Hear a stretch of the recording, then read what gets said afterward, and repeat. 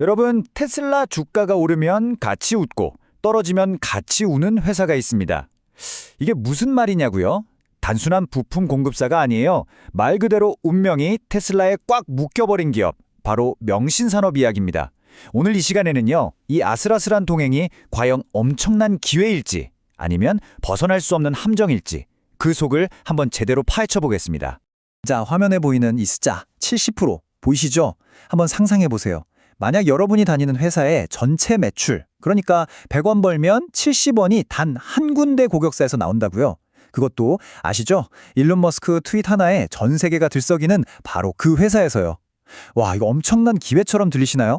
아니면 매일 밤 잠 못 이룰 것 같은 그런 리스크로 느껴지시나요? 네, 이게 바로 명신산업이 처한 현실입니다. 그냥 하는 말이 아니고요. 교보증권 리포트를 보면 명신산업이 10원을 벌면 그중 7원은 북미의 거대 전기차 기업, 바로 테슬라에서 나오는 걸로 분석하고 있어요. 이 엄청난 의존성, 이제 바로 오늘 우리가 파헤쳐볼 이야기의 핵심, 양날의 검입니다. 아니 근데 어떻게 이런 관계가 만들어졌을까요? 그냥 부품 좀 납품한다고 이렇게까지 되진 않잖아요. 그 해답은요, 바로 명신산업의 심장, 다른 곳에서는 따라하기 힘든 독보적인 기술력에 있습니다. 바로 핫스탬핑이라는 기술인데요. 이름만 들으면 좀 어렵죠? 쉽게 말해서 강철을 950도가 넘는 엄청나게 뜨거운 온도로 확 달궈요. 말랑말랑해지겠죠? 그때 프레스로 쾅 찍어서 모양을 만든 다음에 바로 차갑게 휙 식혀버리는 거예요. 마치 대장장이가 뜨거운 쇠를 망치로 두드리고 물에 칙 하고 담그는 것처럼요.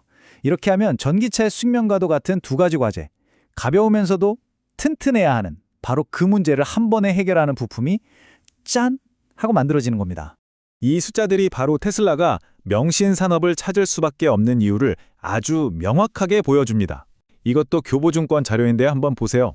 핫스탬핑 기술을 썼더니 강도는 무려 3배나 강해졌어요. 그런데 무게는 오히려 25%나 가벼워졌습니다. 아시겠지만 전기차는 배터리 때문에 엄청 무겁잖아요.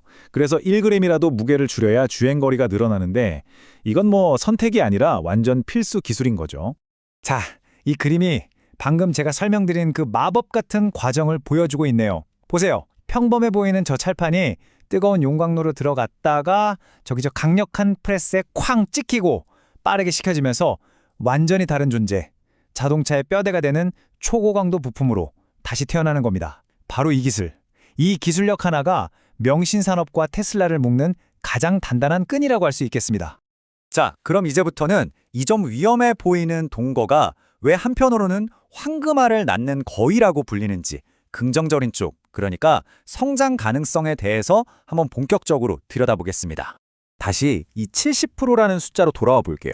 아까는 이걸 보면서 너무 위험한 거 아니야? 했잖아요. 근데 관점을 확 바꿔서 보면요. 이건 반대로 명신산업이 테슬라의 핵심 공급망에 얼마나 깊숙이, 얼마나 중요하게 자리 잡고 있는지를 보여주는 확실한 증거가 됩니다. 이건 그냥 갑과 을 관계가 아니라 거의 한 배를 탄 운명 공동체라는 거죠. 그리고 이 타임라인을 한번 보세요. 명신산업이 이 기회에 정말 모든 걸 걸었구나 하는 게 느껴지실 겁니다. 그냥 한국에서 부품 만들어서 배에 실어 보내는 그런 수준이 아니에요. 테슬라의 심장부, 바로 텍사스 기가팩토리 바로 옆에다가 진짜 말 그대로 엎어지면 코다할 거리의 공장을 1공장, 2공장 계속 짓고 있는 겁니다. 왜겠어요? 사이버트럭 같은 신차가 나오면 바로바로 부품을 공급하기 위해서죠. 이건요, 그냥 협력사가 아니라 우리는 한 몸처럼 움직이겠다는 아주 강력한 선언인 셈입니다. 시장의 평가도 마찬가지입니다. 이런 움직임을 놓칠 리가 없죠. 언론 보도를 보면요, 한 업계 관계자는 명신산업과 테슬라의 관계가 더욱 돈독해질 것이라고 전망하기도 했습니다. 그러니까 시장에서는 이 두 회사가 이제 단순한 갑을 관계를 넘어서서 서로 없어서는 안 될 공생 관계로 진화하고 있다고 보는 거예요. 테슬라가 잘 되면 명신산업도 잘 되고 이 공식이 점점 더 단단해지고 있다는 분석이죠.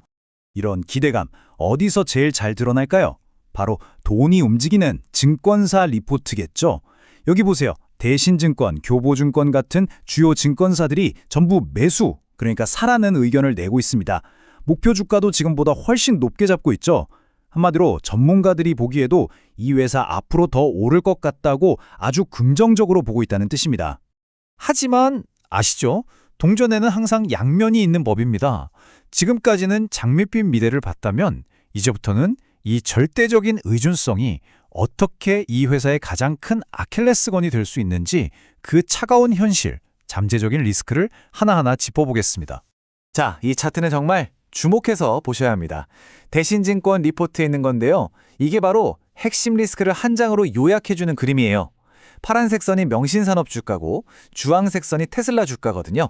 어떠세요? 그냥 좀 비슷하게 가는 수준이 아니죠? 이건 거의 뭐 복사해서 붙여넣기 한 것처럼 원장이 껌딱지처럼 붙어서 같이 움직입니다. 테슬라가 기침하면 명신산업은 독감에 걸리는 그런 구조인 겁니다. 그럼 구체적으로 어떤 위험들이 지적되고 있을까요?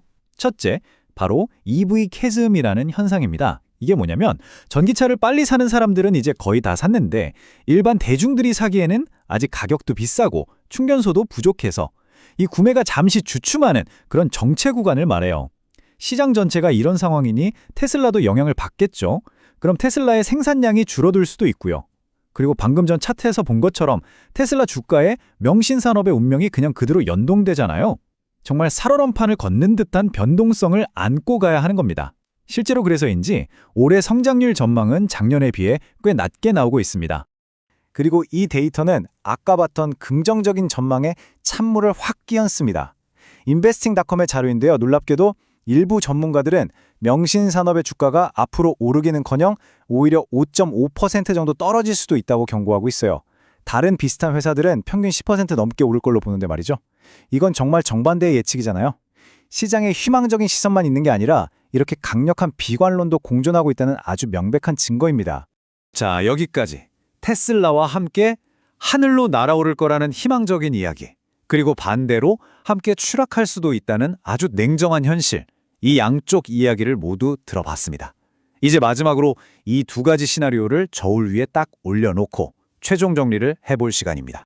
결국 핵심은 아주 간단합니다. 기회는 뭐죠? 테슬라의 핵심 파트너라는 것. 독보적인 기술력으로 사이버 트럭 같은 신차 효과를 누릴 수 있다는 것. 전부 테슬라죠. 그럼 리스크는요? 테슬라의 모든 걸 의존한다는 것. 전기차 시장이 안 좋아지면 직격탄을 맞는다는 것. 주가가 테슬라와 똑같이 움직인다는 것. 이것도 전부 테슬라입니다. 놀랍게도 모든 기회와 모든 리스크의 원인이 테슬라라는 딱 한 단어로 모아지는 거죠. 그래서 오늘 이 시간 마지막으로 여러분께 이 질문을 던지고 싶습니다. 명신산업은 과연 테슬라라는 거인의 어깨에 올라타서 함께 하늘로 날아오를 수 있을까요?